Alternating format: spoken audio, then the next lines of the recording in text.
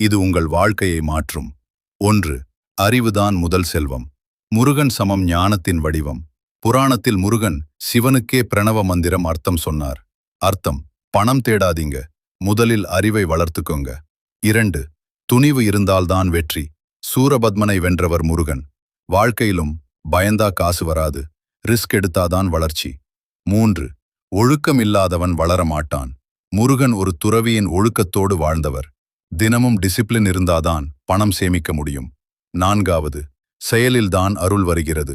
முருகன் யாரையும் காத்திருக்க சொல்லவில்லை, போராட சொல்லினார். வேலை செய்யாமல் பிரார்த்தனை மட்டும் போதாது. 5. சரியான பாதையை தேர்வு பண்ணு. முருகன் எப்போதும் தர்ம பாதையில் இருந்தார். தவறான வழியில் வந்த பணம் நீடிக்காது. 6. அகம்பாவம் விட்டால் வளர்ச்சி வரும். முருகன் எப்போதும் சிம்பிளா இருந்தார். ஈகோ இருந்தா பணம் வந்தாலும் நீடிக்காது. 7.